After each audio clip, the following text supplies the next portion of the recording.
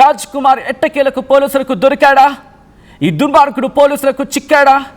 ఆరుగురిని చంపేసిన ఈ రాక్షసుడు, నరరూప రాక్షసుడు, ఈ హంతకుడు, ఈ దుర్మార్గుడు ఎట్టకేలకు పోలీసుల చేతికి చిక్కాడా అంటే అవుననే మాటే వినిపిస్తోంది. ఆకలి మీద ఉన్న ఈ గ్రామ సింహం, ఈ పిచ్చి కుక్క తిండి కోసం వెతుకులాడుతున్న సందర్భంలో పోలీసుల వలకు చిక్కింది. మఫ్తీలో ఉన్న పోలీసుల కంటికి చిక్కిన తర్వాత ప్రస్తుతం అదుపులోకి తీసుకున్నట్టుగా తెలుస్తుంది. ఇంకా అధికారిక సమాచారం, అధికారిక ధృవీకరణ రావాల్సి ఉంది, అఫీషియల్ కన్ఫర్మేషన్ రావాల్సి ఉంది. ప్రస్తుతం పోలీసులు నిన్నటి నుంచి పూర్తిగా గాలిస్తున్నారు. ఒకటి కాదు, రెండు కాదు, ఏకంగా 10 బృందాలు రంగంలోకి దిగాయి.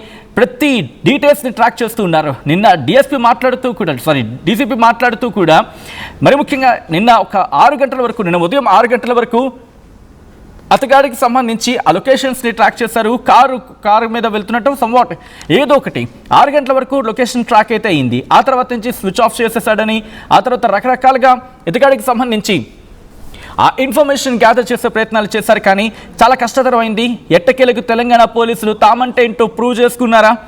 ఇంకొకసారి దుర్మార్గుడు ఎక్కడున్నా, ఏ మూలనున్నా, ఏ స్థాయిలో ఉన్నా, ఏ విధంగా ఉన్నా పట్టుకుంటామని చెప్పి తెలంగాణ పోలీసులు తమ సత్తా అంటే ఏంటో చూపించారా అంటే అవుననే మాట వినిపిస్తోంది. ఇటు దుర్మార్గుడిని అదుపులోకి తీసుకున్నట్టుగా తెలుస్తుంది.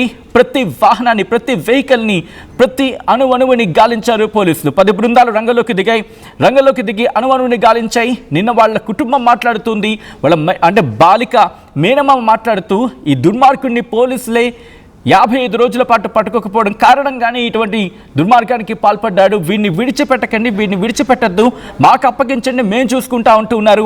ఇప్పుడు ఇతగాన్ని ఎప్పుడు ఇక్కడ తీసుకురాబోతూ ఉన్నారు? లేకపోతే నేరుగా కోర్టులో హాజరుపరిచే అవకాశం ఉందా? మరి ముఖ్యంగా బలవన్ మరణానికి పాల్పడతా అని చెప్పి ఆ డైలాగ్ వేసిన ఈ దుర్మార్గుడు అటువంటి ప్రయత్నం ఏమైనా చేసే ప్రయత్నం చేస్తూ ఉన్నాడా? ఈ విషయం తెలిసిన తర్వాత శ్రీశైలం వైపు పారిపోతున్నాడు అని చెప్పి ఇంకొక చర్చ జరిగింది. ఇలా రకరకాలుగా ఇటువైపు పారిపోయాడని, అటువైపు వెళ్ళిపోయాడని, ఇదిగో ఎక్కడున్నాడని, ఇదిగో రైల్వే ట్రాక్ మీద ఉన్నాడని చెప్పి ఇలా రకరకాలుగా షికార్లు కొట్టాయి. బట్ ఎట్టకేడకు ఈ దుర్మార్గుడు పోలీసుల చేతికి చిక్కాడా?